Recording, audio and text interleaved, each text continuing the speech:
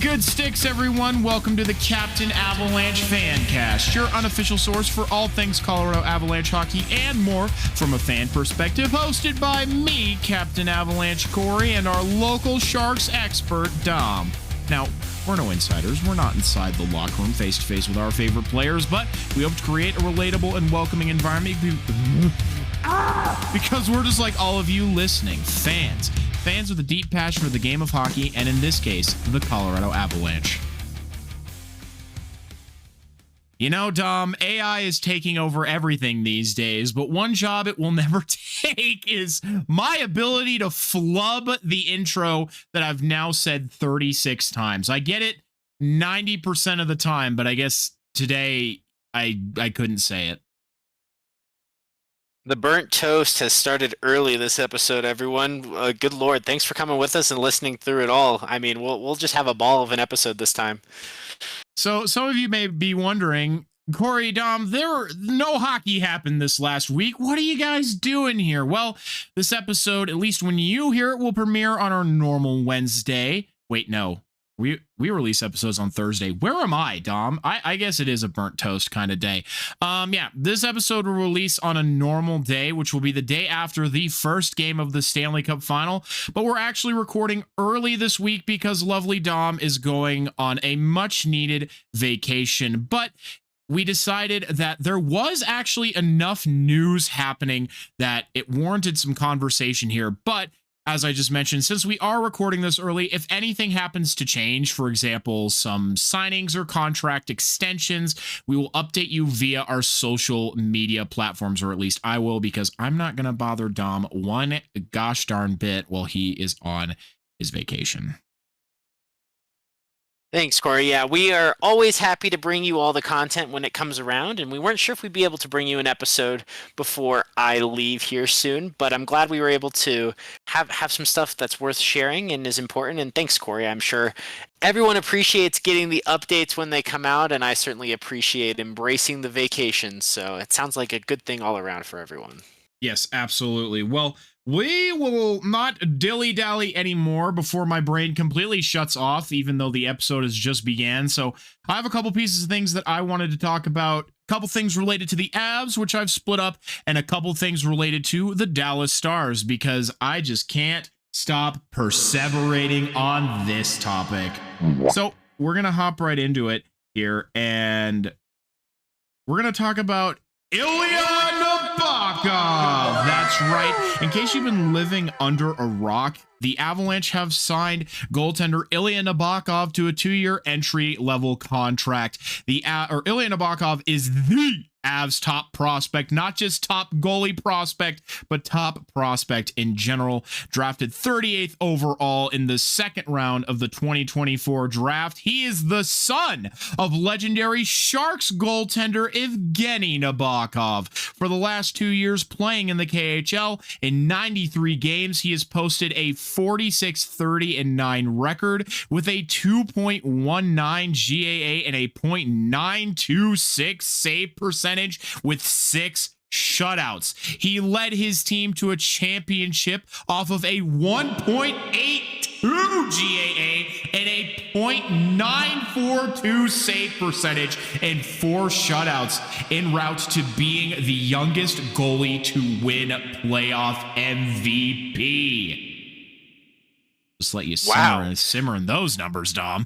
At the start of those numbers, when you were talking about his regular season, I was like, sounds like Askarov in the AHL. Back to our KHL versus AHL debate, which is the better primer for the NHL. But no, he certainly has Askarov beaten in the postseason, his record has been a little disappointing, I have to say, for the before it was the Barracuda. Where was he playing for Nashville's affiliate? I don't recall. What is Nashville's AHL affiliate? Someone out there can look it up. Is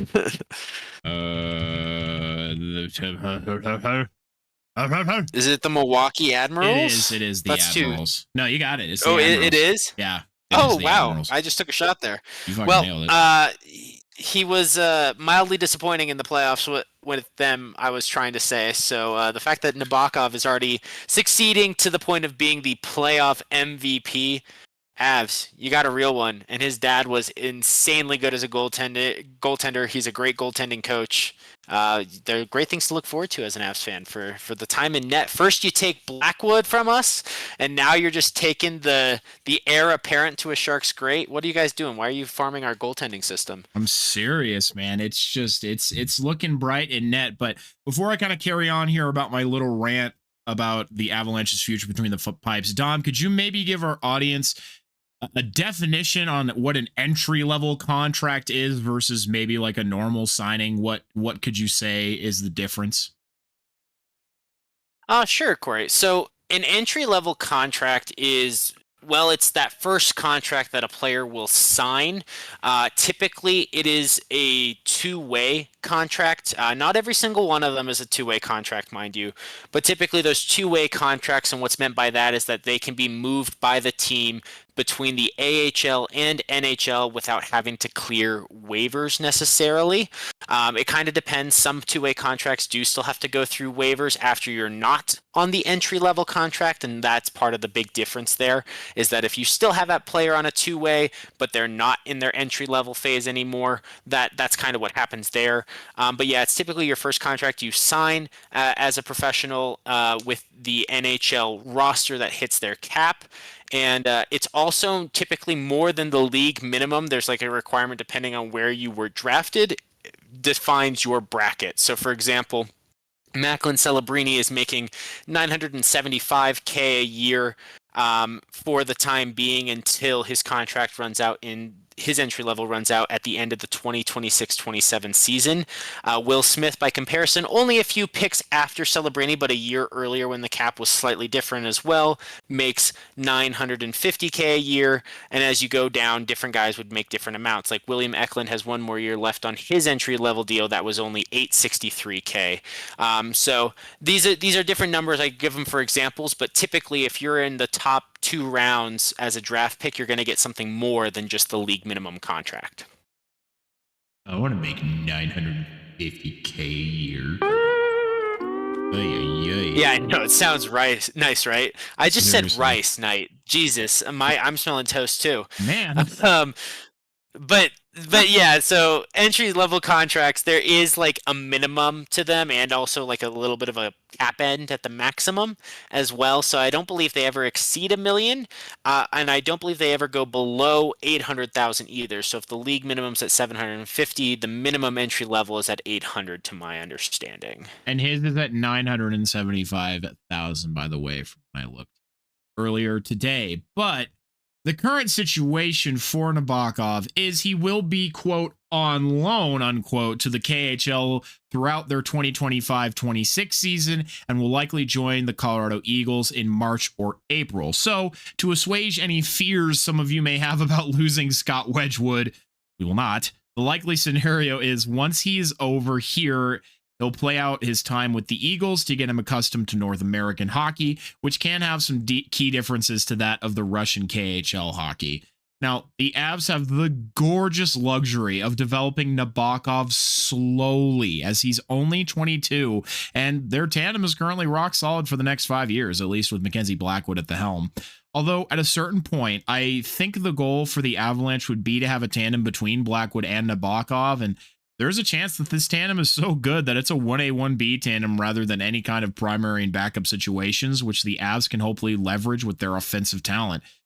I'm personally really excited to see what Nabokov can do, as it seems the Avs organization feels that his success in the KHL can translate here to the NHL. The fact that they don't need to rush him in before he's ready, though, is a godsend and ensures that we don't end up with another Georgiev Onanen situation like before. All the best to both of them.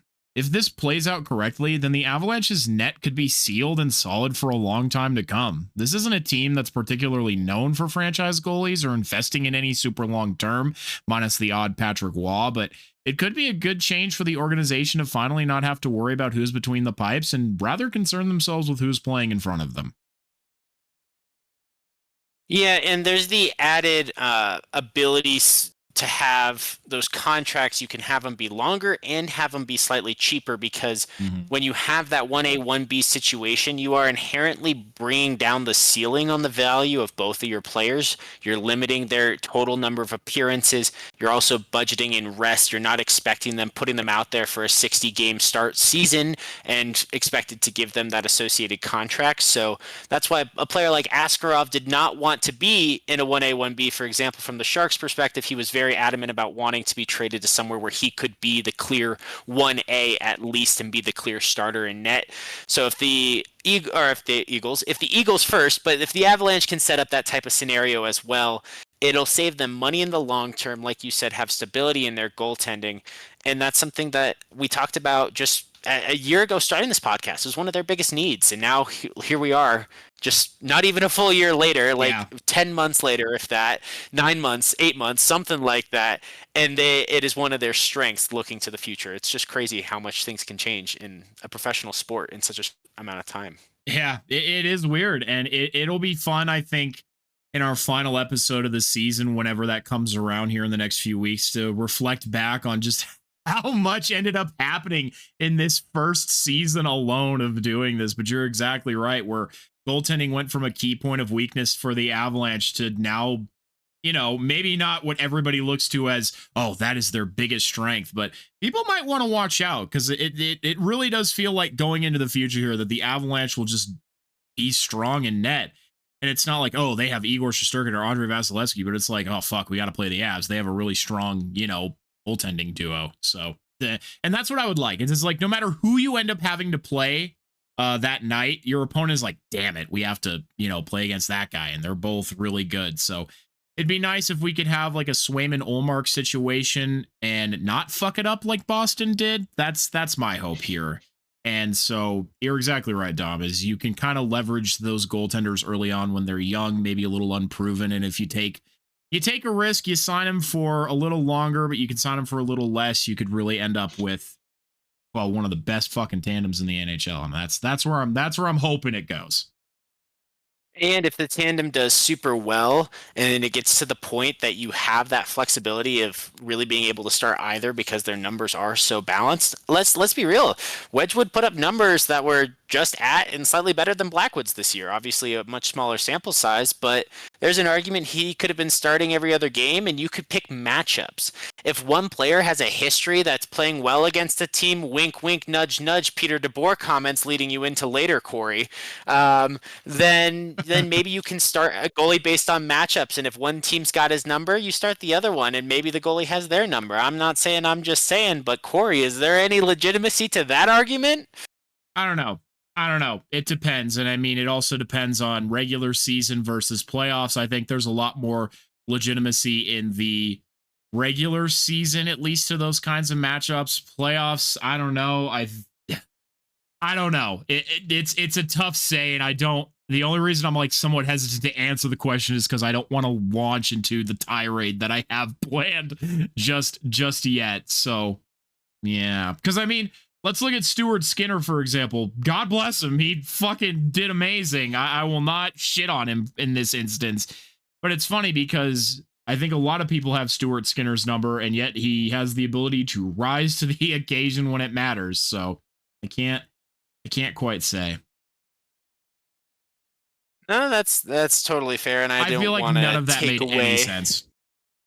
No, I think it did make sense. You're saving the discussion on the topic for a more fitting time. I was just dropping an Easter egg early to what that time might be. Yes, Dom's trying to get you all hyped up. But before I talk about Pete DeBoer, because boy, do I got a section for Pete DeBoer specifically. He's never going to hear me say this. No one's ever going to come back and hear me say this, except for all of you lovely listeners who are listening right now. But it'd be funny if, like, someday in the future, my rants just featured on the NHL Network talking about Pete DeBoer. It never will, but it'd be funny. But before I get to that, I actually want to talk about the Dallas as a whole. Dallas's collapse, and that Edmonton did a lot of 5-on-5 scoring. And hold on. So a thought that I made somewhat clear on the last several episodes of this show, and I've now seen other media members such as Evan Rawal of the Gazette make clear, is that there is and should be frustration that the Avalanche aren't playing hockey and that there was a missed opportunity here. There was. While there was a great hate watch observing Edmonton somewhat easily dispatch Dallas in 5 games, you can't help but twitch just a bit as an Avs fan because according to advanced statistics, the Avalanche outplayed the Stars 5-on-5 better than Edmonton did. But clearly there were things that Edmonton did better than the Avalanche when it came to ensure the Stars, who seemingly never go away and always come back, couldn't.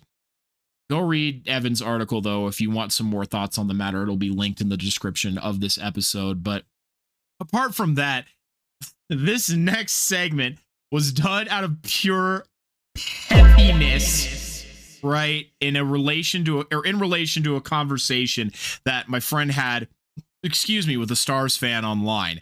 He said that the initial fan he interacted with was cordial and it was chill, no issues. They were just having a conversation between two sports and hockey lovers, between two rival fan bases. That was until another fan interjected and butt in. Now, they were discussing, my friend anyway, was discussing what I had brought up before, that the Stars just were not good enough 5-on-5. And once their power play dried up, it was pretty much all over for them. This butt-in fan tried to say that Edmonton also did a lot of scoring on the power play these playoffs, which in previous years I would have agreed with, but this year not so much. So I endeavored to find the truth, which I found 58 goals Edmonton scored at the time of this research. 71.18% of their scoring was at 5-on-5, and only about 16% was on the power play versus Dallas's near 40% power play scoring. And mind you, 54% 5-on-5 scoring. Therefore, no. In defense of Edmonton, they were scoring good goals at 5-on-5 and didn't have to rely on only Jason Robertson scoring any of their goals, or all of their goals is what this should have said. Some other fun facts is going into this final game, Mikko Rantanen hadn't scored in the last 7 games and only scored 1 in his last 9. Jason Robertson had scored the Stars' only goals spread out over games 2 through 4 and scored 2 of those goals in the elimination game 5, with Roope Hintz finally getting another Stars goal. Matt Duchene, Mason Marchment, and Miro Heiskanen each only had 1 goal these playoffs, and the Stars are now the first team since the 1975-77 Islanders to lose 3 straight conference finals appearances. Wow. Just like Carolina, basically, almost. Yeah, just about. Yeah, I'm not gonna lie. I try not to read comments on social media posts, but there is this one Stars fan being very rude in a comment section after they got eliminated and trying to say, you're just mad that the Stars beat your shit franchise and blah, blah, blah, blah, blah. In reference to the Avalanche, of course. It's like, yeah, dude, it's always frustrating when the Avalanche lose, especially when it's to a rival. But you didn't get 16 wins either, big bro. Or little bro. You're definitely not a big bro. I mean, you can, bro. You can chat shit about winning one series head to head, sure. But then what did you do with it? Exactly. So it is a fair argument to say, I think both sides are fair. You can say, if they want to say, sit down, Avs fan, we beat you, we earned the right to be here. That's all that needs to be said, and that's a reasonable statement, not going to lie, because it's a factual one. They won the series and by extension earned the right to play a second series. The Avs fans can obviously say, hey, you were a disappointment in the later series, and that can also be a true statement. So this can be a rare scenario where both sides of the argument aren't unreasonable if handled in a respectful manner while also trying to express your point, I guess, if that makes sense. No, totally. And again, that's what I'm saying. You're not wrong. Of course you beat the Avalanche. I hate it when the Stars beat the Avalanche more than anything in the world. But the Avalanche also managed to get a cup in the last 5 years. You've made it to the conference finals 3 years in a row and haven't managed to do anything. You even made it to the Stanley Cup finals and didn't win again. And now Dallas is going into a massive cap crunch, which I totally forgot to even write about here. But, everybody talks about the Avalanche's cap struggles. Dallas is about to have some of their own, not to mention the Mikko Rantanen contract kicks in. And now all of a sudden they're talking about trading Jason Robertson. Why would you trade the guy who actually was the only one who could score for you in the Western Conference Finals? Are you kidding? That's your core. Because they aren't going to be able to afford all their core is the problem. They're going to have to start picking and choosing. I hinted at it a little bit. Not everybody might be talking about it, but I talked about it a little bit in our last episode where I was like, Yeah. hey, so the money things, they have less money than the Avalanche. They have less than 5 million at this point going into this upcoming free agency. So they supposedly Jamie Benn wants to stay and finish his career as a Stars player. I don't know if the Stars need or want that to happen, or if he's just kind of going to be pushed to hang up the boots. But yeah, it's just something interesting that when you accrue all this talent at the deadline, you can't keep them all, and that's the same problem we talked about with the Avs and their deadline building up and bulking up. Somebody's going to have to hit the road, and if they need to reaccrue some assets to have some extra picks or just have some cap space, they might have to trade one of their core pieces and find a replacement, because not everybody can be a core piece. Yep, and the shitty part for the Stars is this year isn't even their worst year. You have both Jason Robertson and I wanted to say Wyatt Johnston, but I think it was let me correct myself. There it is. Thomas Harley. Both of them are requiring. Wow, they have their RFAs in the same year, and they both are going to require extensions. That's fucking brutal. Yeah. So they have. Wow, I can't speak. Jason Robertson. I can't. I'm not allowed to talk shit if I can't speak correctly. Damn it, everybody. Well, it's over. It's all done. No. Yes, in the 2026-27 season, both Harley and Robertson will be due for extensions. And I mean, I think deservedly so. Big extensions. They have both proven that they can play in the playoffs. They play in the regular season. These are two very good players. But now you have Mikko Rantanen's massive deal. And then unfortunately for them, in that same year, you're still not out from under the Tyler Seguin deal. Roope Hintz is through 2029. So, oh no, 2031, never mind. And then you also have Wyatt Johnson here eating up a good majority of your cap. So unfortunately, not everybody can be a part of that course. So yeah, you're very right. Because I mean, Robertson's probably going to want something over 10 million, I would imagine. So it's a tough call here. And I mean, Thomas Harley is also a top pairing defenseman at this point. So. And I mean, Miro Heiskanen, their top defenseman, is only making 8.45. So it's a tough situation that they're in. I don't envy it for them. So I'll be interested to see what they do this offseason also. Yeah, it'll be interesting to see. I mean, obviously we've complimented the GMing in that office over the last couple of years, but eventually you got to pay up, and this is going to be the time for the Stars where their cup window is by no means over. No, but they're going to have to start making decisions that will really dictate and change the look of their franchise year to year, and dictate if they can be a legitimate contender moving forward. But I mean, you know, people talk about that this year was a missed opportunity from the Avalanche, as I just said. Think about the Stars. You make it all the way to the Western Conference Finals. You only won 9 games. That's barely over halfway. Think about this, everyone. This is a bit of a side tangent, but think about Henrik Lundqvist, one of the best goaltenders of all time. And I don't want to hear any slander that says otherwise. He never won a cup. He made it all the way to the finals, and he never, ever won. And it's sometimes unbelievable that such amazing players can never win a cup. And he had a good team around him in that time. Now look at these Stars. 3 straight Western Conference Finals appearances. And this year, that team felt primed to do the most damage, and yet the result was the same. Talk about fucking a missed opportunity. And I'm saying that more from I empathize with you. That sucks, dude. I'm not sad that you lost, but that fucking sucks. So the argument, you know, to shit all over the Avs and everything, it's like, great, dude, you beat us. Congratulations. But you couldn't win when it mattered, could you? So, you know. It's as valuable as hosting the President's Trophy. Right. I finished slightly better than you. Okay, here's your reward. You pick later than us in the draft. Good for you. Congratulations. You didn't win. It doesn't fucking matter, you know? Right. I mean, if anything, it makes it all the more disappointing. You got to 9 wins. You were halfway there. You should feel more let down. Like, it's a gut punch to go home early and right away, but isn't it more painful to feel like you have a chance to get down there closer to play more hockey?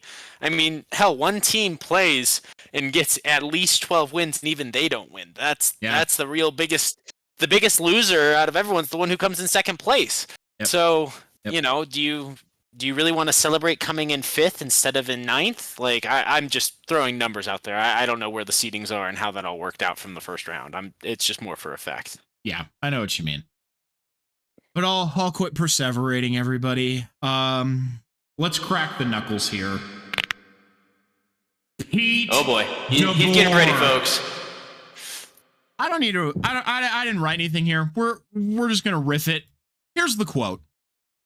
I didn't blame it all on Jake, but the reality is, if you go back to last year's playoffs, he's lost 6 of 7 games to Edmonton. Status quo had not been working, and that's a pretty big sample size.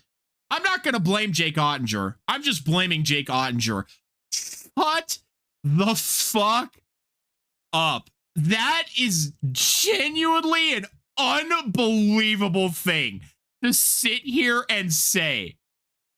I cannot believe that you are going up on stage and openly throwing him under the fucking bus. Because it was a bad decision. It was a bad fucking decision. And now you're fucking sitting with the consequences of those actions. And you're sitting up here acting like you didn't do anything fucking wrong when you know it was the wrong fucking decision. Yeah, 2 goals on 2 shots is rough, dude. It is rough. You don't ever want to see it. But everybody knows that it was the fucking defense in front of him that did that. And it's not like anybody else on your team was fucking doing anything for that matter. You had scored 2 goals over the last 3 games. You don't think there's some other issues at play other than the fact that Jake Ottinger isn't able to stop the 1,000 shots that the fucking Edmonton Oil Boys are throwing his way?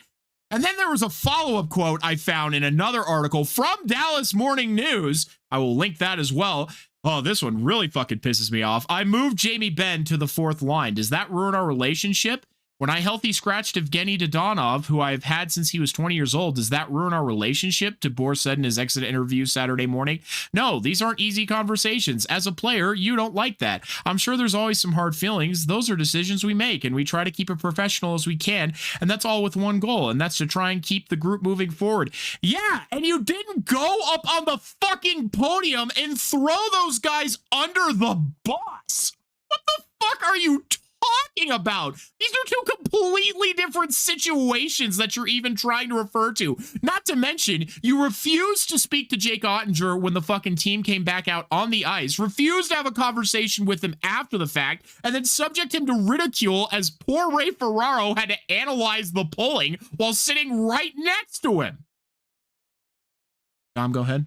I have more, but I'll let you get in here. It's fucking ridiculous. If Ottinger was not signed until the 2033 offseason, which he signed for the next 8 years, basically, or 7 years. If you don't have him locked up for that long, he's going to force his way out. He might force his way out anyway. Like, who wants to be treated like that? Who wants to be thrown under the bus, then have it backed up, then roll forward, and then back it up again, and just be forced to sit there with a straight face and act like it's okay? No, the man is clearly feeling something. If you were watching this game, you could just see the despair in his eyes. Nobody wants to give up 2 goals on 2 shots. It's abysmal. But you also were like, okay, let me bounce back at least. Let me have a chance to redeem myself from this. It's not all my fault. And clearly, like you said, Corey, 2 goals in 4 games? Fucking ridiculous. It was not Jake Ottinger's fault. He was probably the only reason they were in that series. And sure, you could argue matchup this, matchup that. The matchup is coach your team the fuck better, teach them how to play defense, put 2 men on McDavid if you have to, and let everybody else run a power play if that's what it takes. Figure it the fuck out, but don't blame the goaltender who's been the one thing keeping you in those games against Edmonton. It's truly ironic that he talks about, 6 of 7. That's really funny that you say that, Pete. That's really funny that you say that, because you know who else has lost the last 6 of 7? You, Pete. You've lost the last 6 of 7 conference finals that you've made. Everybody likes to jerk his dick that he's never lost in a game 7. Who fucking cares, bro? How do you make 6 of the last 7 Western Conference finals and lose every single one? And then you have the audacity to go up here and throw your goalie under the bus? Fuck off. And I'm saying this to stand up for Ottinger and the rest of the Stars, mostly for Ottinger, who is one of the few Stars players I actually really like. Because that's fucked, dude. That is so fucked. And then he goes on to say, oh, where did I lost? There it is. I don't make those decisions lightly, and I don't make them not to hurt feelings, DeBoer said. There's nothing personal in it. There's one motive, and that's how do we survive this and get it to game 6, and I have to live with those consequences. If it works, great. We're in Edmonton tonight, and you guys are telling me how awesome of a move it was, and when it doesn't, I've got to stand up here and do this, but I can't make those decisions out of fear of doing it. That's not how I'm built. I disagree with what he just said right here, and it's funny because I've said a very similar statement where obviously if the Avalanche make it past the Stars, we are having a very different conversation about Chris MacFarland and Joe Sakic and the decision to trade Mikko Rantanen, and thankfully, the consequences of that have not fallen down upon us because Mikko Rantanen also got eliminated. So the pressure has been alleviated a little bit, but we all know how intense it was after that first round win because Mikko Rantanen went off for those fucking hat tricks. But no, Pete, even if you had won that game, it would have been by an incredibly narrow margin. And at that point, people would have still been critical of the decision because it wasn't the right decision. This isn't any offense to Casey DeSmith, but everybody knows that Jake Ottinger is the better goaltender. This is a do or die game. I think you want your best possible option in net to save you. I don't give a fuck what the stats say. Stuart Skinner certainly doesn't give a fuck what the stats say. So if they would have won that game, probably would have been by 1 goal. People would have been criticizing their defense and their offense. And they would have been criticizing your decision to fucking pull Ottinger and put in Casey DeSmith because they probably would have said, so Dallas Stars can score. Probably would have been easier if they had Jake Ottinger in net. There is no reality where that was the right decision to pull Jake Ottinger. And the way he does it, too, is ridiculous, where Jake Ottinger goes to skate back to the net after they've had their little timeout, and then Pete DeBoer waves him over like a fucking toddler. If you've seen the video, it's incredibly infuriating to watch how he treats Jake.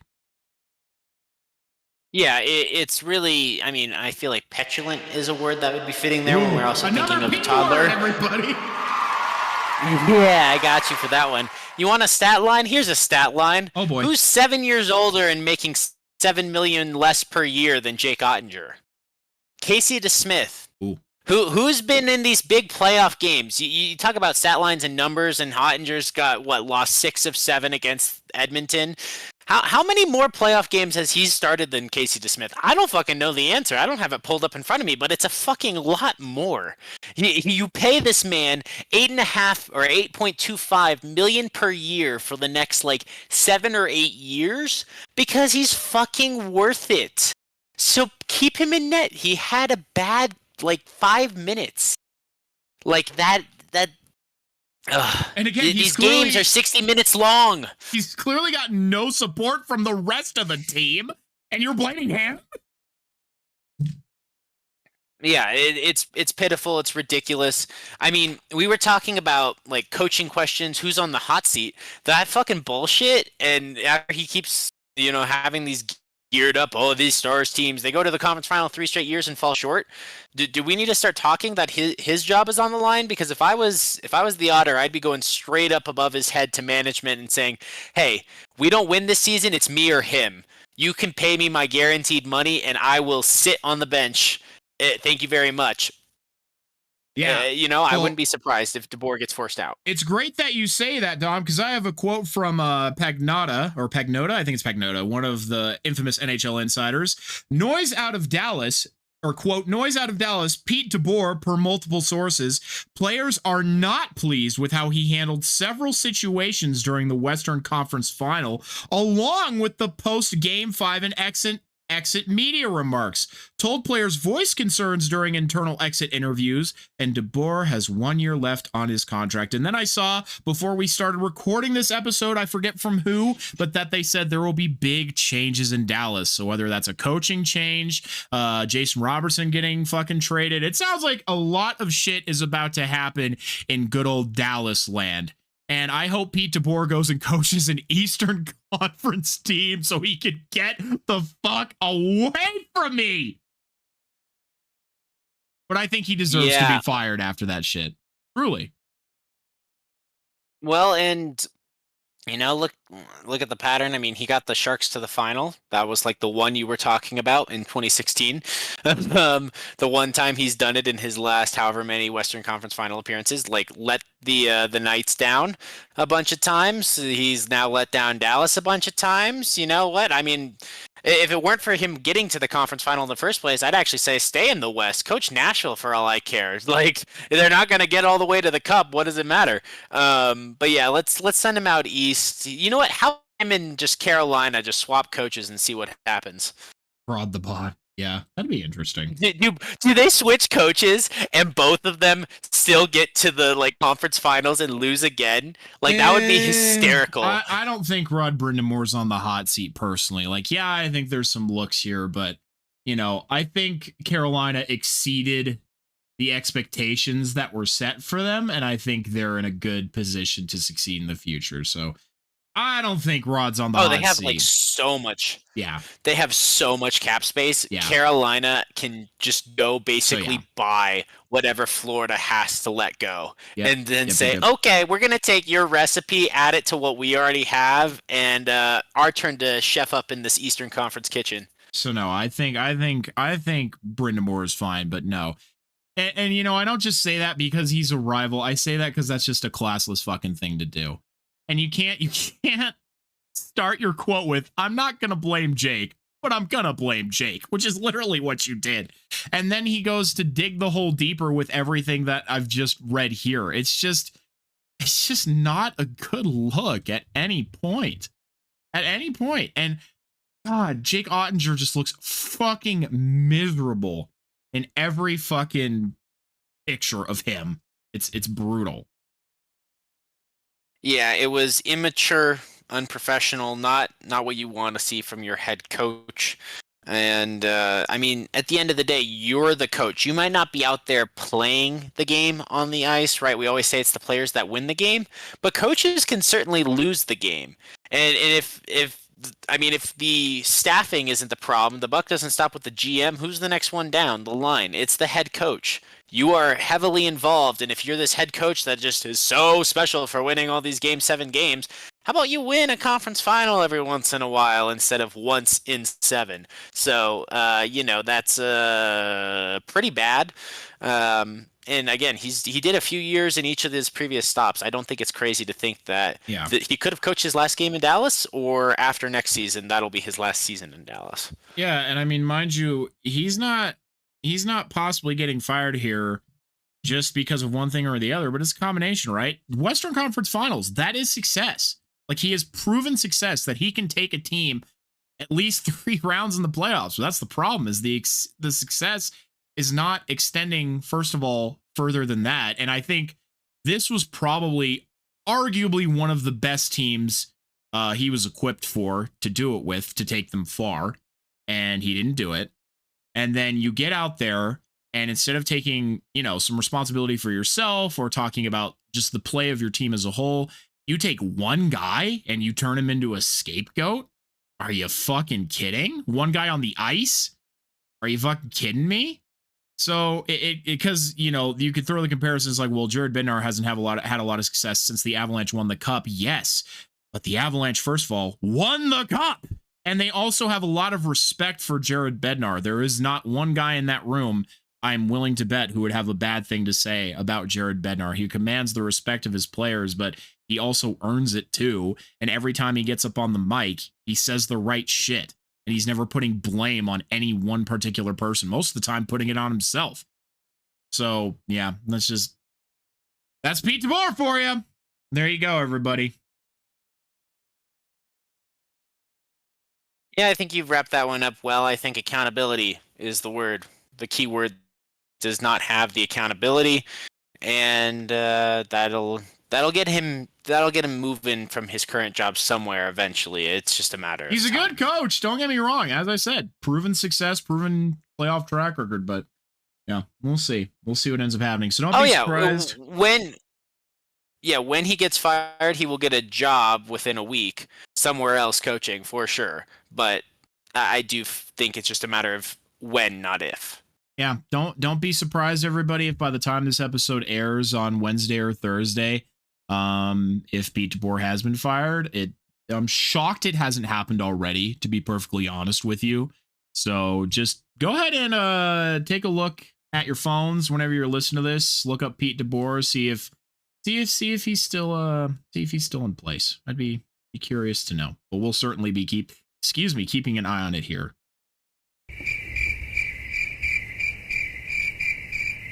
We have lost Dom. Dom, are you there? Silence. Oh, okay. Yeah, I'm here. Was I gonna add something? I had fun saying the word silence there. I don't know. Were you gonna add something? No, I All like right. I said, it just comes down to accountability. Sorry, I jumped in there and cut you off a little bit with my No. final statement. All good. We do that all the time. I take no offense. One quick thing that came across my radar that was just dumb, and Dallas fans and the people of Texas, I am sticking up for you because this is a bullshit comment, all right? It's a one-time only thing, so don't waste my good graces here. But ESPN reporter Tim McMahon says people that like hockey in Texas, quote, is because they're not fans of real sports. They don't know crap about football, don't know crap about basketball, and don't know crap about baseball. Now, I understand that sometimes as media people, they say things because it's rage engagement, it's clickbait, it gets people mad, so they want to click on it and they want to start, a dialogue about it, as I'm doing right now. So maybe I'm defeating the purpose by talking about it, but what an absolutely bullshit fucking statement. Like, there's a lot to dissect in such a short statement. First of all, calling hockey not a real sport. I understand that ESPN has always relegated hockey to being the redheaded stepchild of the rest of the four North American sports and has often received unfair treatment for being what is arguably the most entertaining sport of all of the four. But to call hockey not a real sport in the first part of your statement is absolutely unbelievable. And then to say that the people of Texas, who have quite a few sports teams in all four of the North American sports, obviously only one hockey team for now, but multiple in all the other ones, to say that they don't know anything about any other sport? What do you, huh? Does he not remember when the Dallas Cowboys were called America's team? Well, I have my own gripes about that one, so we're not going to go down to the Dallas Cowboys America's team bit because that was such a long time ago. I'm sick of it. How did they get to be America's team and the Patriots go on the best dynastic run ever and they don't get to be when they actually wear American colors and are in Boston where this country was fucking started with some true rebellion, true American spirit. So you know what? I gotta get that little quick rant out of there because fuck that America's team bullshit. Jerry Jones can sit on it, but Dallas does have a lot of good teams. How about the Houston Astros playing super well, winning in the MLB just a couple years ago? How about the Dallas Mavericks until they fucking shit a brick and traded away Luka for God knows why? That was a great team that used to be fun to watch up until just this season. So Dallas has a lot of sports in a lot of ways. Like Denver, it's actually been doing really well, making deep playoff runs in pretty much every format. Because let's be real, Colorado can't talk shit when it comes to baseball, but everything else, they've been right up there with the tops. Oh, yeah. And apparently, first of all, everybody, please keep listening to us, despite the fact that Dom, who lives in Colorado, was a Tom Brady and Patriots fan. So please still love us, and please forgive him for the sins that he has committed in sports crimes. Anyway, apparently Tim McMahon was also a proponent of Luka Doncic. Luka Doncic is fat and bad and should be traded. So, yeah, it makes a lot of sense. But I don't know why you would talk shit about Texas sports. Yes, have they won a championship recently? No, but I really would not question the loyalty nor the knowledge of any Texas sports fan. Like, that's just ridiculous. I'm more pissed that he called hockey not a real sport. What the fuck does that even mean? What does that mean? Huh? You get out there and fucking do it then, Tim. You get out there and skate, motherfucker. Yeah, I would love to see all those football players he's talking about get hit by these hockey players, and see how they do, because I mean, let's be real. They're going faster, and these are big men out there. I know football has some big men too, but I mean, there's a lot of weight being thrown around, and there's this thing called walls and boards and this plexiglass that you get hit into. You don't just get knocked over onto some cushy grass or turf. No, you're going straight into a wall that does not want to give.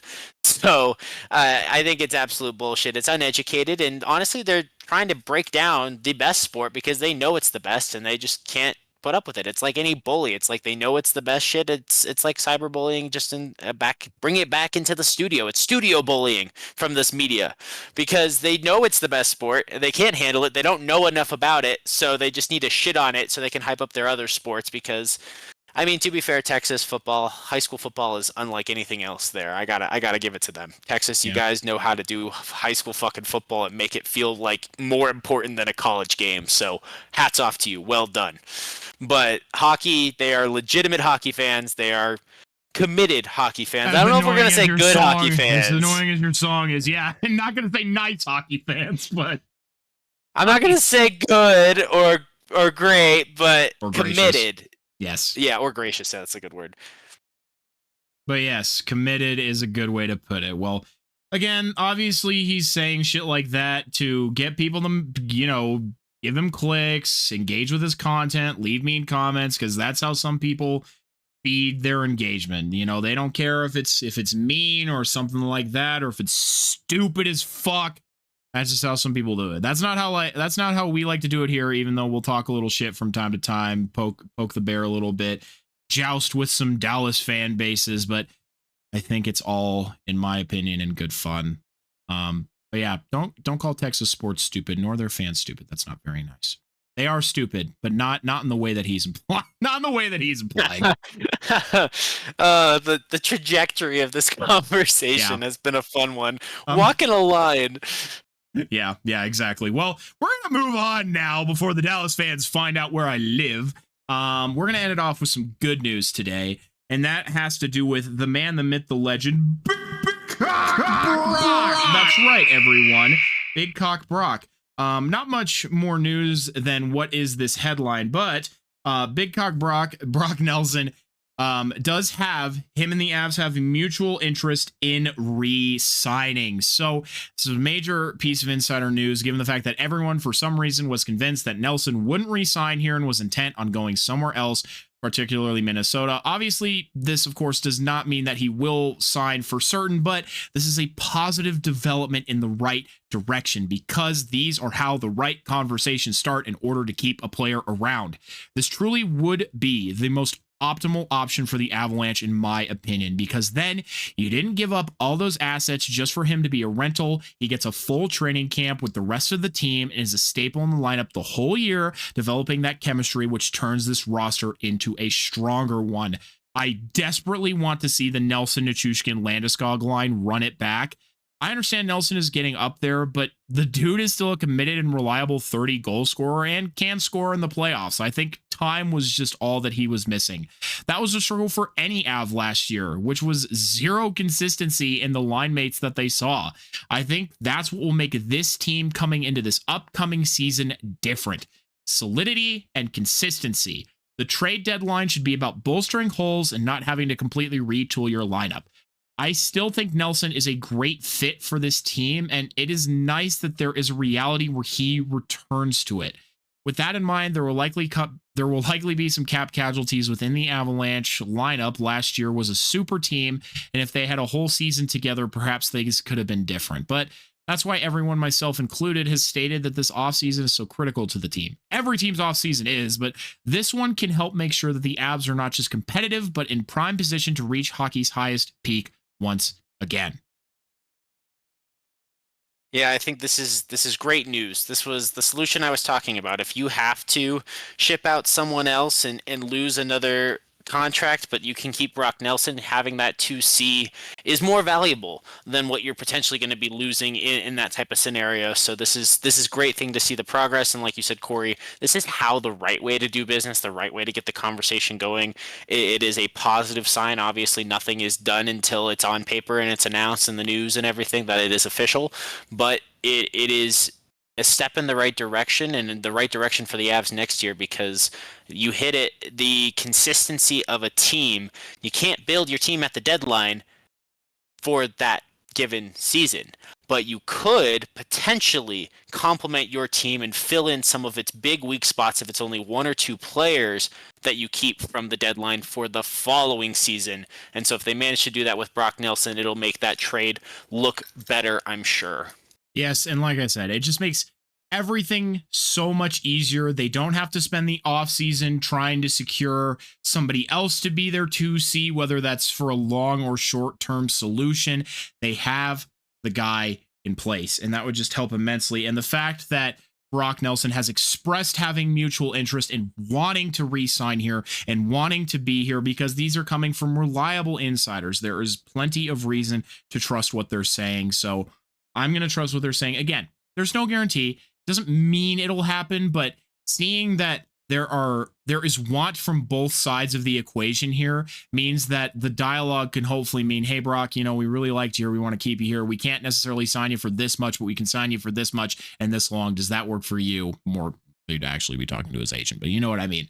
Does that work for you? So hopefully we can get something done, because, happiness is a key. These are human beings. They have to live here. They have to, play out their lives here. Their kids have to go to school here. They have to move their families here. So there's a lot that goes into that decision, other than just, oh, this is where I'm going to get paid the most, or, oh, this is where I feel like I'm going to have the most amount of success. Can me and my family be happier? Because, yeah, Brock Nelson's old. He's got 4 children.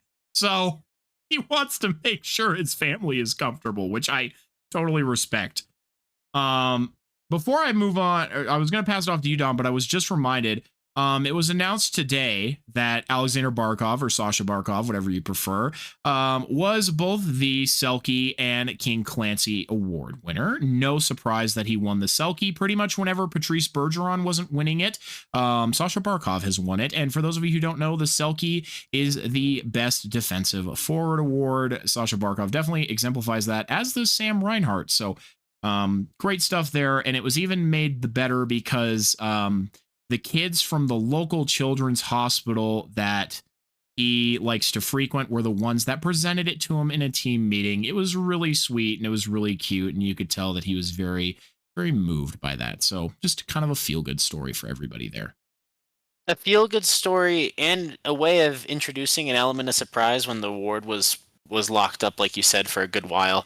So to have the when and the where he was presented the award, I think caught him off guard, and I think it allowed his true depth of emotion to be in that space show a little bit more. Yes, and just so everybody knows, Nathan MacKinnon got some votes, as did Logan O'Connor. They were pretty far down the list, like 30-31, but I mean, hey, that's some good stuff. Like to see it. So yeah, just interesting stuff there. Logan O'Connor is a great defensive forward, by the way, so I'm so glad he's still on this team. I love that guy. Alrighty. LOC, baby. LOC. Dom, I wanted to provide you with the space to share any news that you may have in regards to the Sharks, Avs, or Hockey Sphere. So now is your time to share. I didn't necessarily say it's in the tank, so we'll say it's like a mini tank. It's like a fish tank. So we'll say it's time for In the Fish Tank with Dom.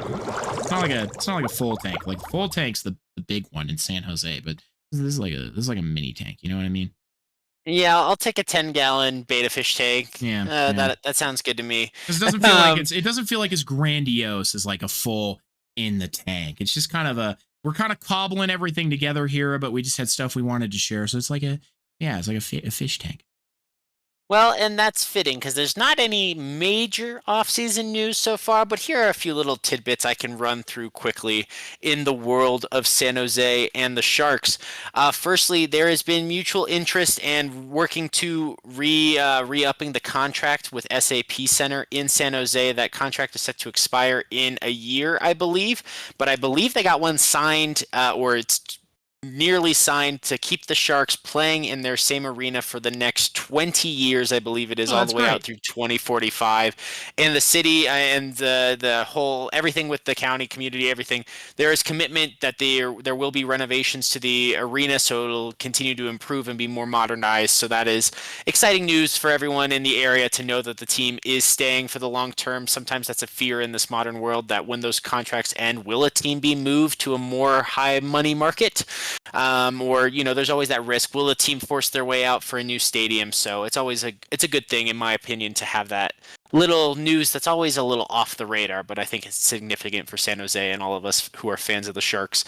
But to the players, if I may, yes. real quick, yeah, I can't quite say necessarily why, just out of respect to the clients, but I did have to do research into different arenas like premium seating and their seating arrangements, and the SAP Center was actually one that I did get to look into a little bit and learn about at one point. It actually is a pretty damn nice arena, I have to say. I saw some interesting things that are going on in that arena, so I'd like to go out and check it out one day. They have some cool stuff. So if you're in that area and you have not seen a Sharks game, or do you have a basketball team that plays in the SAP Center? Not, at least not in the major leagues. The closest basketball team plays in Sacramento. Okay, well, if you haven't seen the Sharks games at the SAP Center, you should go check it out. First of all, because tickets are very affordable right now, but also because, like I said, they have some actually really cool and affordable premium seating arrangements and seating options. So go check it out. Yeah, that's a good point, Corey. It's I haven't experienced the premium seating. I have been close to the glass before, which was very nice in a bad season to get to have that opportunity. But yeah, they're committed to the improvement, the positive trajectory of the franchise, even though they're down in the dumps right now as far as record is concerned. There's a lot to look forward to, and you're right, it is actually overall a really modernized stadium, but they're always continuing that push, and that commitment is always good to see, because it just keeps a good relationship between the team and the fans and everyone in the area, to give that confidence that there's no need to fear that a team will be moved or realigned, because we just see that so much these days. So it was always a fear of mine, I guess. So I'm happy to have that added security. I mean, when a team from Arizona just up and moves in a year and is now in Utah, it establishes, or it makes that fear a little real when you realize, oh crap, our stadium contract might be up. So random little tidbit there, but I'm glad it led to some productive things, because I did not realize you had done that about the SAP Center. So that's really cool to hear. Yes, we had somebody who did game day operations come and speak with our team, so that was very interesting to learn. Oh yeah, that's awesome. But to the news of Sharks players and signings or not signings, let's start with the one who will be walking away. And the Sharks actually did release forward Andrew Podorowski, the AHL MVP, from his contract. The 31-year-old forward actually had one more season where he was in contract with the Sharks, but he had expressed a desire to go express opportunities to play outside of North America. He has supposedly been exploring interest in the KHL, and seeing as he was the AHL MVP and did not have a clear path to the starting lineup with the Sharks due to his age and their focus on this rebuild, he wanted to seek his own opportunities elsewhere. To quote, he said, "I am grateful to the Sharks organization for allowing me to experience something different before the end of my career. The Sharks are a first-class organization, and it's been great playing for them." So it was a little bit nothing special or overtly personal, but a mutual parting of ways on good terms for a player who definitely earned the right to have that opportunity. So while I would have appreciated his leadership in the AHL locker room, I'm happy, and I wish him the best as he pursues those opportunities in Europe or Russia. Yeah, totally. And I mean, I get it, right? Because the future is teal! But, I understand where somebody like that with the age, unfortunately, it just doesn't fit right with that youth movement that the Sharks are trying to go for. So you're right. He has a right to explore his options. And I mean, when you're 33, you can still have up to 7 more years of productive playoff hockey. And I mean, in some of those Euro leagues, you could play even longer than that. So I mean, the dude definitely has a right to do so. I think it's kind of a big commitment to move out of country. I don't know why you'd ever want to leave the AHL. I think that's still a pretty good gig, but you know, I get it. So yeah, and to each their own, and that's what he wanted to do. So I think both parties handled it with respect, and it was a parting of ways that was not in the cards necessarily or planned for looking at this offseason, but also not unexpected or unsurprising either. In other news, the Sharks have also re-signed restricted free agent Shakir Mukhamadullin to a 1-year contract worth $1 million. So as a restricted free agent, the Sharks are able to keep the defenseman for the next year. He will be coming off an injury, which might have helped his price, but he definitely, I think this is a gap year prove it deal for him, because he started to show up and improve over time this season, make that step up from the AHL to the NHL level and secure his spot. But there's a lot of depth on the left side of the circle here when it comes to defense. So he is ultimately going to be fighting, I think, with Henry Thrun, and they're going to be direct competition this year to see who is going to be in the long term on the Sharks roster, because Mario Ferraro, he's also going to be an unrestricted free agent, so he's competing for a spot looking in this next year. Fun fact, the Sharks don't actually have any NHL level defensemen right now signed after this upcoming season. Everyone is an unrestricted free agent or a restricted free agent, which with how much with this upcoming 25-26 season, we have most of our defense signed for this upcoming season. It is just after that there's nobody signed, which means there's a wealth of opportunities. Sam Dickinson just won the OHL trophy, the crown, with the London Knights. Oh, I didn't know he was on the Knights. That's awesome. Yeah, so he's expected to be making the jump up directly to the NHL level next year as a 19-year-old. And so he will instantly be stepping into a top 4 pairing situation on that left side. Luca Cagnoni as well has had some opportunities at the NHL level and is expected to be one of the long-term solutions, again, playing on that left side. The Sharks also have multiple other left-sided defensemen in their prospect pool, and I would like to see Mario Ferraro stay. So while Marc-Edouard Vlasic leaving and likely retiring here after this upcoming season, this will likely be his last based on his age, and he will be an unrestricted free agent in 2026. It does leave Thrun and Mukhamadullin kind of competing for a spot to earn their right as a mid to bottom pairing in the long term is kind of the look there. They might be able to play, whichever one can secure themselves playing higher up the lines and playing more minutes, improves their opportunity of being in the roster and getting an extension long term. Because from what I've seen, just from reading different Sharks Insider articles and stuff from a variety of authors, there's just a lot of rumors about all these prospect defensemen and the Sharks needing to draft defensemen. It seems like any one of us who's in the media who is remotely a Sharks fan or associated with the Sharks is focused on the fact that, hey, the defense needs to get better, but also this lack of signed contracts means they have a lot of options, so everyone is in competition. And so that's the value of this 1-year, $1 million contract. Absolutely a slam dunk of a contract by Mike Grier to have low risk, high reward opportunities here and still be able to, as I always like to say, sign him for reasonable next year if he does earn a multi-year contract with the team, because he is still only 23 years old right now. He could potentially still have another 2-year contract that would have him be a restricted free agent after this, I believe. So really good news to have Mukhamadullin staying around for another year. Corey, would you like to add anything about Mukhamadullin or what you've seen other than he's got a fun name? Not Mukhamadullin, but yes, his name is one of my favorite hockey names now. I always love fun hockey names, so that'll be a fun one in the hockey spelling bee. Spell Mukhamadullin. What I was going to say was, I know we might have talked about it a little bit. You guys should really go after Byram, in my opinion. He's requested the trade out of Buffalo. He's got that youth that I think aligns with the youth movement, but also the ability to be a second or even top pairing defenseman. And he's kind of put those injury troubles behind him now that he really had early on in his career. I mean, he's got Stanley Cup pedigree. He's a solid defenseman, and I think he just needs a better environment than Buffalo. And I think with the good vibes that the Sharks have and all the other young kids there, I genuinely think that is just the perfect place for him to go.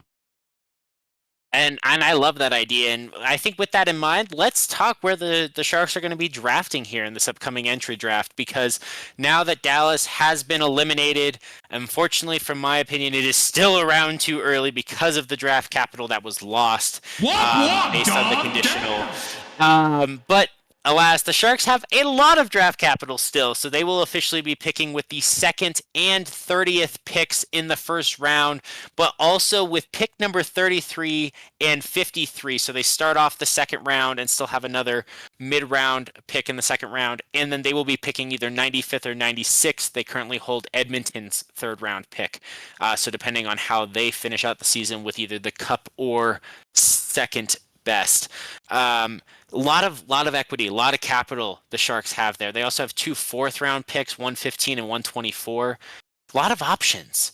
So you want to go out there, make a deal for a guy like Byram. They have the capital to go do that.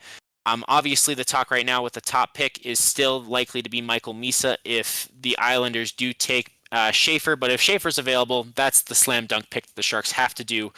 However, late in round 1 with that 30th pick or with pick number 33 in the second round, it's expected that they will take at least one defenseman with those 2 picks, and then we'll see where they go from there.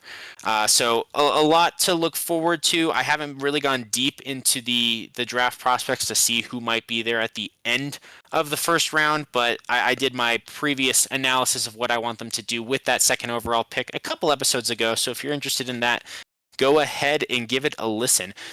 The one other topic I do have that I wanted to talk about was William Eklund. He is not a restricted free agent this offseason, but he will be next offseason. And the talks are open to start here on July 1st. And it sounds like the team does want to start those conversations early and keep him for the long term. Now, with the cap going up and looking at some of the comparables from his draft class from 2021, it's tough to say exactly what his contract would be worth. However, the fact that he has been showing steady improvement each year as a pro, the Sharks would definitely be wise to look at him as the first piece of their core they're locking down to a long-term contract. I know Mike Grier has been a little bit on the edge. He hasn't been wanting to give out those long-term contracts. This is the time. This is the chance. Give him the 6 years, the 7 years, the 8 years, whatever you're allowed to give him. Give him the maximum term. And let's be real. He's earned his $7.5 million a year, if that's what you're going to give him. For the production he's producing and the way the NHL is trending, it would not be a bad contract to say $7.5 million a year for a long term like that. Give him a $42 million, a $50 million contract with how it's spread out, because he's continued to improve and be strong on the wing, something the Sharks are building their center depth, drafting their center depth, so having a core piece they can rely on the wing is huge. So that is something that it has been brewing. There's a lot of talk. Some people are saying maybe like a 2-year, $10 million bridge contract. I think that runs a lot of risk because get him, if you know he's a piece of your core that you want for the longer term, pay him like that and you'll get him at a better price in the long term. The way he is trending, that a $7.5 million contract is going to look really good in a year or two, in my opinion. And that's the thing. It doesn't go in effect until after, not this offseason, but the next offseason would be when that kicks in. So when the salary cap is already over $100 million. So when you look at it as a percentage of the cap, it's going to be a very, very small percentage, like a 6% number, which would be pretty standard for a player like that. So I know this is more of my realm of running the numbers when it talks contracts, Corey, but do you have any thoughts on how much Eklund should make, how much term he should get, and maybe how the Sharks should handle the situation? Tell me one more time what he's making right now. He's on his entry level, right? Yeah, he's still on his entry level. I think it's 800 and something thousand per year. I mean, when that's a guy that you anticipate being part of your core for, many years to come, I think, and I mean, this is in my very uneducated opinion, so everybody take this with a grain of salt. I think at minimum something like a 7x7 is just like the bottom, right? And I typically expect players of that nature, of that skill level, and people who will be good in the future and who you'll kind of build your team around, like, You want to sign him, I think, as long as you can to help bring down the price. But I think $7 or $8 million is kind of the floor, especially with the cap going up. So I don't think there's anything wrong with making a commitment to somebody like that, especially if you intend to build your team around him. Yeah, and that's what I hope Greer recognizes and sees and is willing to make that first big move. Because looking at some of the You got to comparables start that were, eventually. yeah, some of the comparables, and I think this first one's not really that comparable. I think he's worth more. So Wyatt Johnson as a center, 0.87 points per game, so he's averaging more than Eklund is, and he gets 8.4 million over 5 years for that average annual value.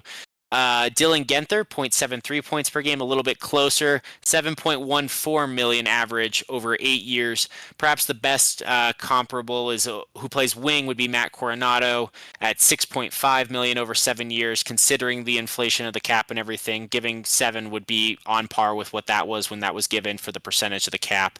And then Matty Beniers is another one who had a little bit less points per game this season, but who plays center, which is a more expensive or valued position. So he gets that same 7.14 x7, similar to what Dylan Genther gets x8 on his. So those are the best comparables that have come out so far. It's an interesting time with the cap going up so much, and not a ton of those 2021 picks are wings who are in that range. So it's stretching a little bit for comparison from what I've read and what I've seen, trying to figure out how best to estimate. But 7.5 average over 7 years, that sounds like the perfect type of deal that you could do, and I think it would be, like I said, a very good deal in the long term for the Sharks. So I do hope they get that one done, and again, sooner than later, because I think his price, with the trend he's been on, it's only going to go up. So, and if he wants to be part of this core, he'll probably be eager to start negotiating as well and have that security knowing he's going to be here for a while. So that's the other big free agent. I don't know if news is the right word for it, but I think that's something significant that I would want to recognize for the Sharks. A last little note, they did offer bona fide offers to 3 different players from their 2024 NHL entry draft. So that means that those players might still elect to play in college or in the WHL or one of those other leagues. But it means the Sharks do continue to reserve their negotiating rights until they are signed to an official contract with the NHL and AHL club. So this is something for those who don't know. When you draft a player, you have all of their rights, and sometimes you pay them right away. Otherwise, they go into your reserve, non-roster forwards, defensemen, etc. And that means that they are still playing in college or they're still playing in another league. And so you, as long as you extend them an offer, continue to retain their rights. But they aren't necessarily signing that offer or moving to start with the club somewhere else. So they did extend those offers to Nate Miskey, the defenseman from UMass Lowell, Colton Roberts, the defenseman from the Vancouver Giants, and Carson Wetch, the forward from the Kelowna Rockets. So a couple WHL teams in those last ones, while also not extending offers to Theo Jakobsen or Evgeny Kashnikov. And so what happens for these players that were drafted just last year, since they did not receive any offer by the June 1st deadline, as it were, they actually re-enter the NHL draft. So both of those players, Theo Jakobsen and Evgeny Kashnikov, are eligible to be drafted in this upcoming draft. So I thought that was something interesting, unique about how these contracts work with some of the later round picks who aren't signed or who don't join the official affiliated rosters right away in either the AHL or the ECHL. So Corey, I don't know if you knew that, but I learned that myself just doing some reading here. Credit to Sharks author Erica Town, whose article helped guide me in the right direction and the information that I was able to share with you today. Damn it, you got me right as I took a bite of this cosmic brownie. I did feel like I knew that information somewhere from a different time, a different place.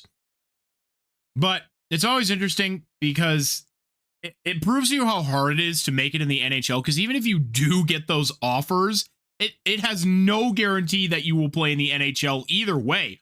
Yeah, you got the offer, doesn't mean you'll play. You still have to make it out of training camp. It is hard. It is hard to make it in the NHL. I think it's one of the hardest sports out of all of them, too, out of all major North American sports. Yeah, I think it's between hockey and basketball, and it just comes down to roster size. Yeah. Obviously, in football, when you have a 53-man roster, plus you have, what is it, 16, 18 on the practice squad, and you start the offseason with like a cap of 90 guys, that's a lot of room. It's a lot of people to be signed. When you're in hockey, I mean, hell, hockey still has, what is it, up to 50 contracts in total, between those on the ice, for the NHL and NHL rosters. Plus, then you still have those reserve players who've been offered and not signed. So the numbers actually can get up there, but they still have a limit to it. So basketball, where you only have Yeah. really maximum, I think, like 12 spots on a starting roster, and then you get to like a G League type of thing from there. It's definitely highly competitive, I would have to say, for the NBA. But yeah, that's everything I have from the little mini tank, Corey. I'm not sure where do we want to go next tonight, because I also could just note some of the bigger names who have signed extensions with different teams around the league, if you would like. I had a couple of those I pulled out, but we can take a little transition away and come back to that. So what are we feeling like? Lead us on. Who's signed contract? Because I saw there was some people. Yeah, well, there's a lot of people who've signed contracts, but the ones I would say of note, 23-year-old right winger Tyson Forster for the Philadelphia Flyers has signed a 2-year extension with a total value of 7.5 million, so that 3.75 AAV. So he will be staying with the Flyers in their continued rebuild for the next 2 years. So he was being re-signed as a restricted free agent and will still be a restricted free agent when that expires. So that's some nifty work by the Flyers to be able to better gauge his price in a couple years' time. Let's see. How about another big name? Well, right after Ilya Nabokov was signed here on the 30th, Kyle Palmieri. He has received a 2-year contract extension from the New York Islanders. They just never want to give up their old age guys in their 30s. They just are going to keep doing what they do, no matter who's the GM, I guess.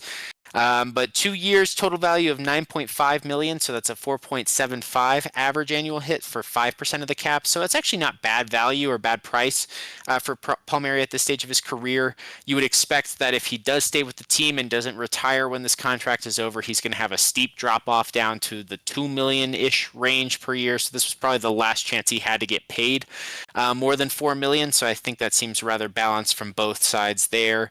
And how about Yanni Gourde? He got to reunite with his once and former team with the Lightning this season after being drafted by the Seattle Kraken when they entered the league. And now he has been signed to a 6-year deal to stay with the Lightning through to the end of his career.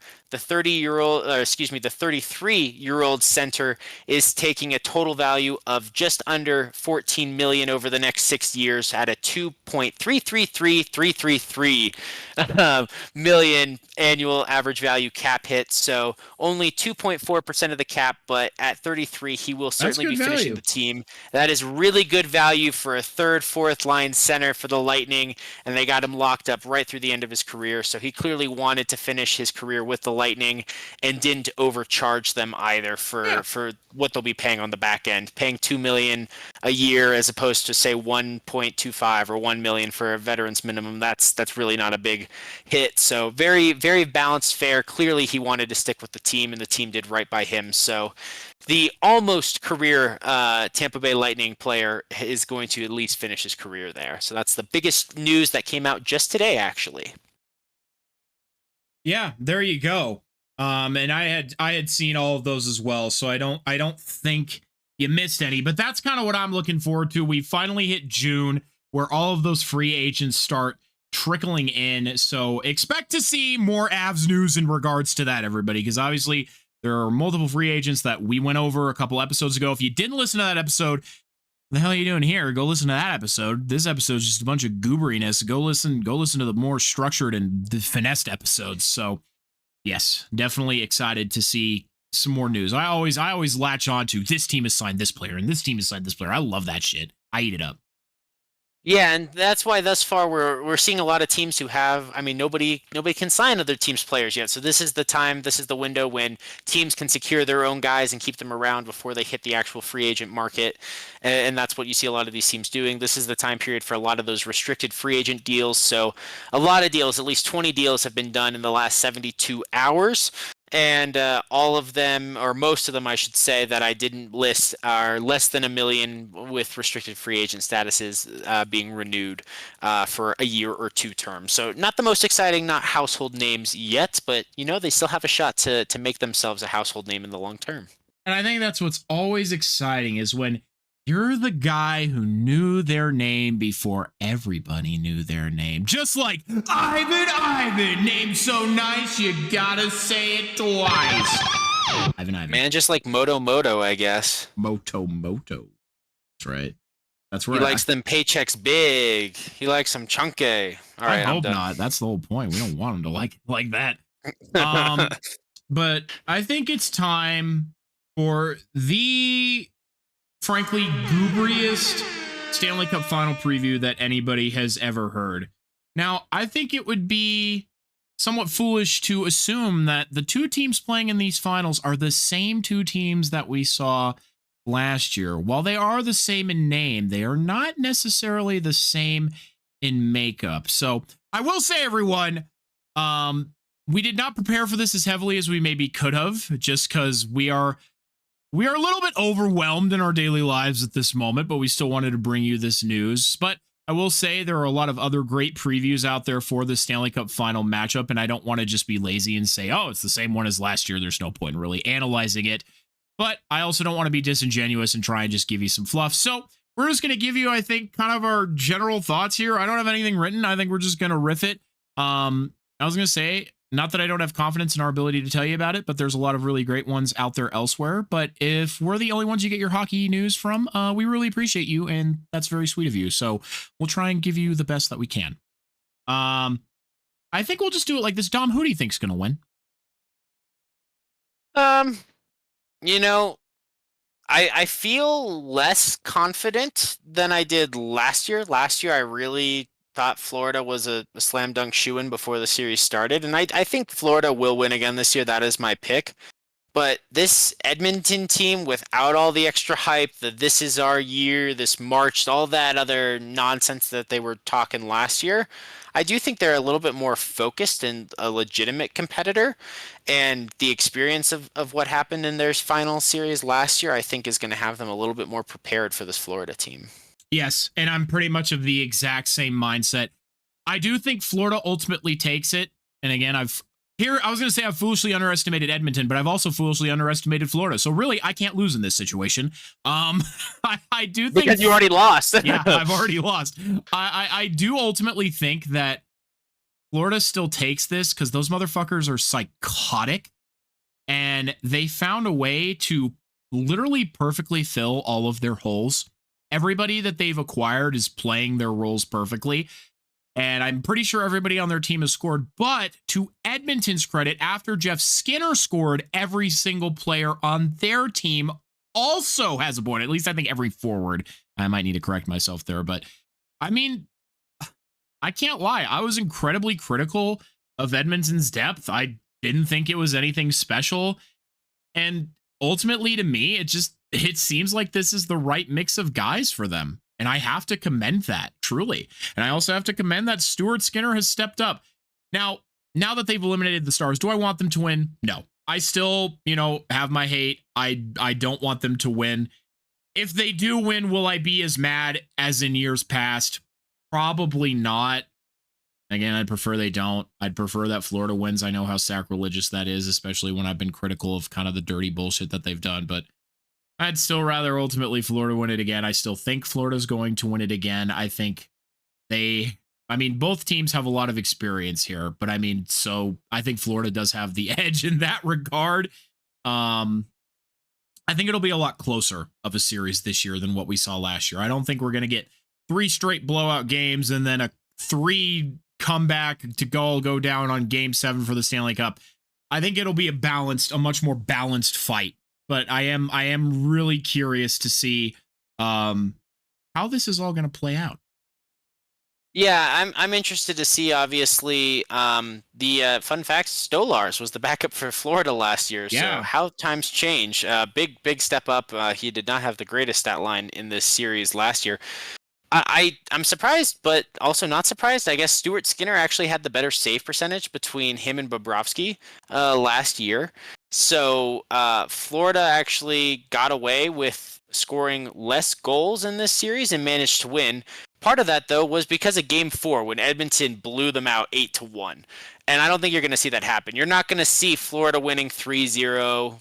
Maybe 4-1's a little bit more reasonable, but you're not going to see Edmonton win 8-1 or 5-1 again this year. I don't think that. It's going to be more like games 3, 5, and 7 that were decided by 2 goals or less. That really feels more of how the series is going to go. And the Panthers were 2-1 in those games. They won both of the 1-goal games. So I do think we're going to see a more competitive back and forth. Does it go 7 games again? I think that's totally reasonable. Maybe 6. Maybe 6. I think less than that. Yeah, I think your leader in scoring is going to be Leon Draisaitl, probably. He had only 3 points in their series last year compared to McDavid's 11. I think Draisaitl will lead all scorers on both teams this year, so that would be my player to watch. Even though I do think Florida will still come out on top. Like last year, I expect that their depth is going to perform extremely well in this series. Yeah, as it has been, and continue to score, because that was definitely something big for them. Their success all playoffs long, and for their playoff run last year was the consistent scoring across their top 6 goal scorers. All were around the same number, so that is something that they need to have happen again.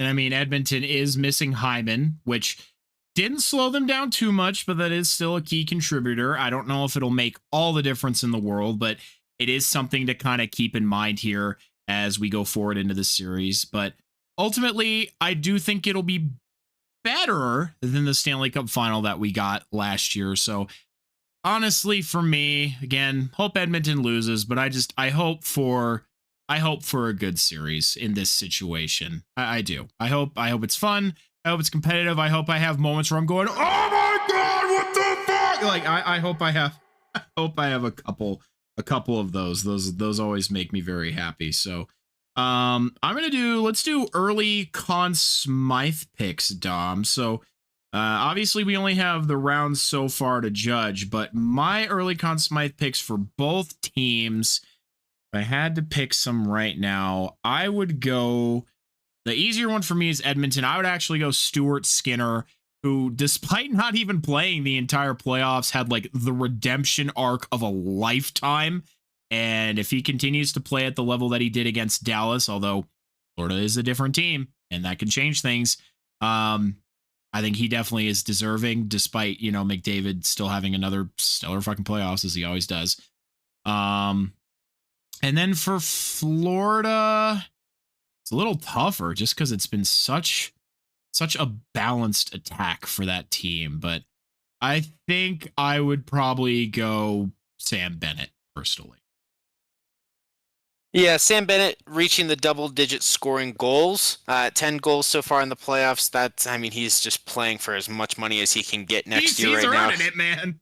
He's earning it, and he's going to be playing for another team. With every goal he scores, he's just hammering another nail in with that coffin of his time in Florida. But I don't know. If it's not Sam Bennett, it's going to have to be because Bobrovsky's done something really amazing, I feel like, and steps up on the goaltending on that side.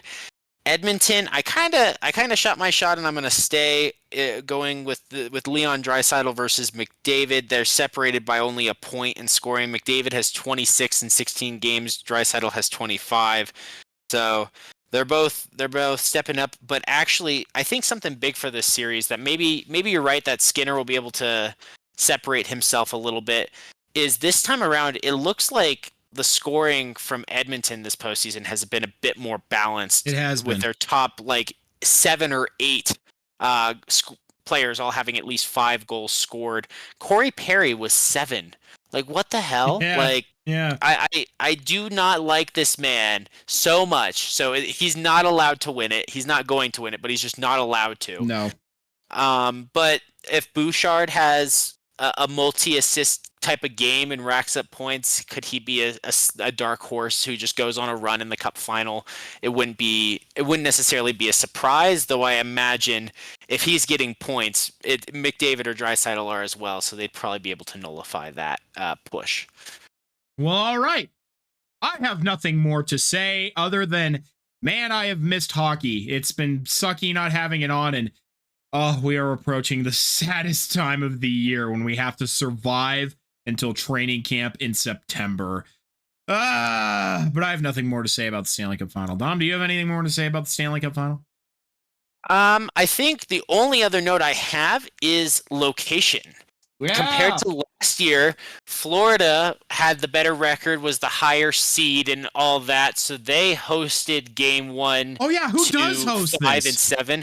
Edmonton has that honor this year. So Edmonton, with one extra win on the season at 40-29-5 in the regular season, they are the host city for game 1. They get to set the tone after playing some major games at home, and they are the host city for a game 7 should it reach that far. That is a huge bonus that we've seen have an impact in these playoffs, especially when we talked about it last year. Edmonton and Florida, these are two of the furthest cities ever for when you think of travel, for plane travel, like to get between these cities for a playoff final. Some of the longest flights up there in NHL history. So not the longest, but some of the longest. So that fatigue could have a factor on these players as well the longer the series goes on. It's going to be interesting to watch to see if that added little advantage helps the Oilers at all or not. Watch it just be a fucking blowout. Watch it just be a sweep. It won't be. I'm pretty confident. I'd like to think so. I mean, the fact that both conference finals only went 5 games, I know we talked about it a bit last time, but that was just such a major disappointment for me. I mean, it was like one of the first times, like I think it's only happened like 5 times this century that we haven't had any sweeps so far in the playoffs. Crazy. So in that sense, they were very balanced. There was a lot of parity. There was no clear blown out teams in that regard, I guess, but so many series that were in 1 in 5 games, like across all rounds. I'm counting 1, 2, 3, 4, 5, 6, 7 already. So of a total of 14 series, 7 of them have ended after 5 games. So half of them. So I'd love to see this one go at least 6 games personally. That's my last note. I just realized that I wanted to do a bracket check-in. Give me a second, everybody. I gotta log into my account. What the fuck is my password? Oh my god. Oh my god. There we go. Because we haven't done it in a while. So my bad, everybody. My bad. We haven't updated you. So let's go to our league here. I have a sneaking suspicion on who is still in first, but let's take a look-see here. Yep. Way to go. Wait, no, we have a new first place person. Happy Gilly. Happy Gilly is currently in first place with a maximum possible 140 points.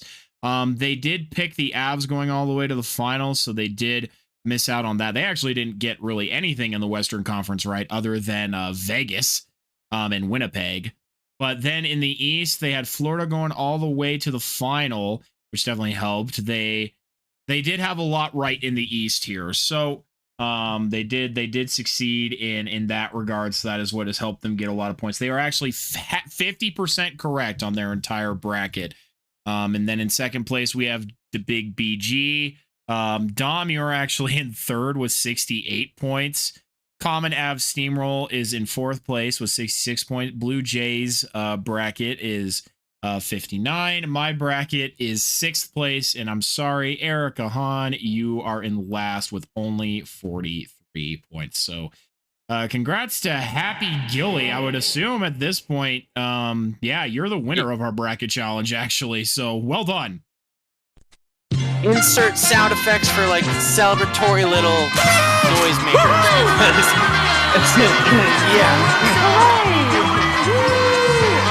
Yeah. That you kicked all our ass, Happy Gilly. Well done. Yeah, you really did kick everybody's ass.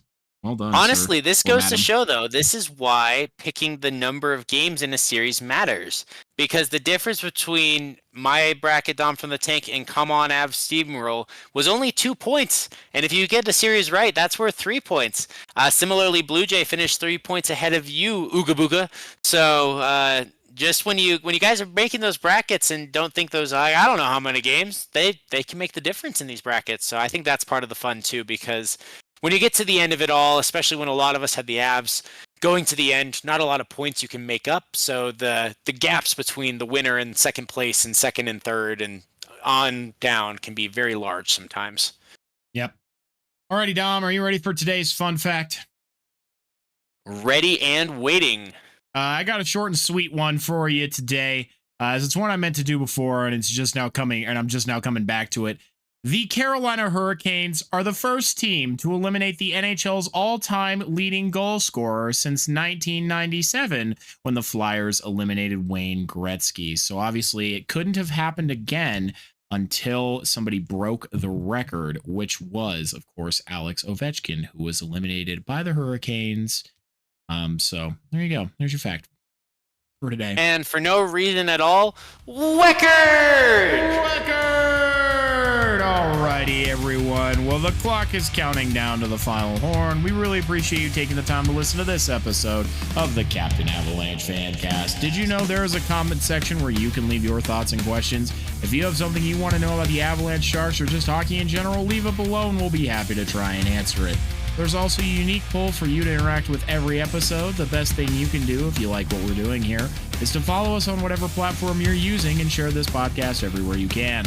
Whether that's with your mouse or your mouth, be the 20th follower! Get us to 20 followers! We're almost out of time! Please get us to 20 followers! I'm Captain Avalanche Corey. And this is Dom from the Tank. Check out our new episodes every week. Thanks, everyone.